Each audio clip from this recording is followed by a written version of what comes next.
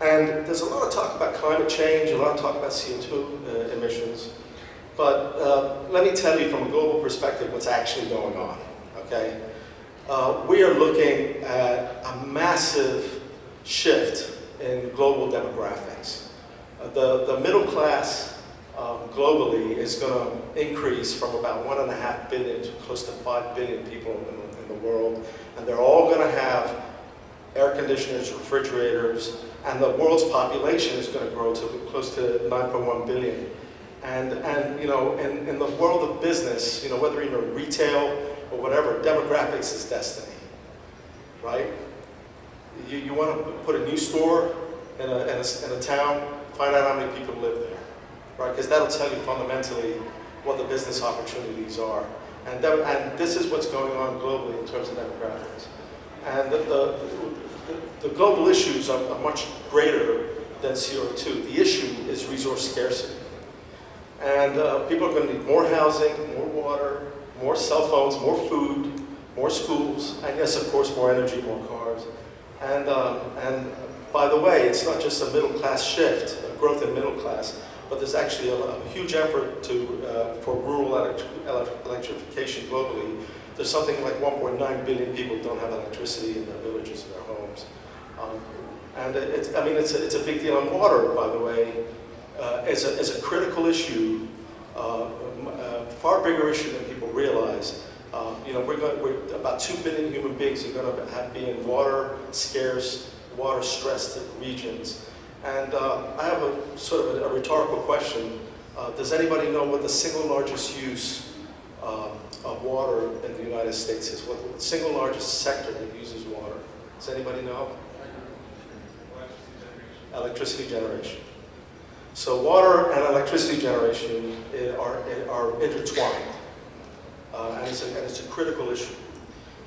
So all of this is going to lead, of course, has led to climate change, loss of biodiversity, deforestation, pollution, dead zones in the ocean, overpopulation, and especially scarcity. It's a big deal. And we're going to need 6 planet Earths soon. And there's going to be massive competition for resources. And I don't want to be the purveyor of bad news, but this will lead to wars, and it'll be within our lifetimes. The things that we haven't sensed, but I sense it because I travel overseas tremendously for our business. So to avoid continuous conflict, we have to address resource scarcity head on, and this is a war, actually. Probably a bigger war than the Second World War. And it should be a priority for us. And there are solutions, and technology has to come to the rescue. And which, by the way, it's done that already. I mean, we developed the fertilizer Haber-Bosch process in the turn of the century, and produced fertilizer and managed to increase yields on agriculture at the turn of the century. That has had a huge impact in helping population growth in this last century. LED lighting. What a great technology story, and the impact that that's had on one of the largest uses of electricity globally.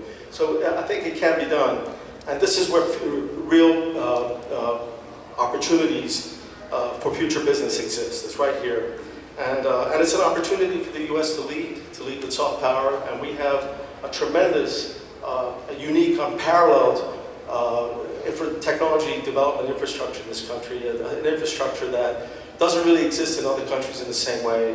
And I'm proud to say that Xergy is really part of that. And that's the story that I'm about to tell with Xergy is really part of how the technology infrastructure in this country has helped us start up as a company and then develop products to fulfill this mission. Because this is, I think, a very important mission for us as a nation, for us as a planet. So here's the core premise, okay? People want to know why we're called Xergy, all right? It's a thermodynamic term, Xergy. And it means, you know, it's the maximum useful work that a system can produce. It's called Xergy. And I always say, don't save energy, save Xergy. Because the true enemy of the future is waste. True enemy of the future is waste. If you look at 30 grams of coal, and as it migrates through a power station, and the electricity is transmitted, and then it finally ends up in 0.02 kilowatt hours of light. you lose 80, 90% of that energy in that 30 grams of coal by the time it provides a useful, functional service to end users. And you know, the truth is we actually have the resources we need. We're just wasting a lot of it. And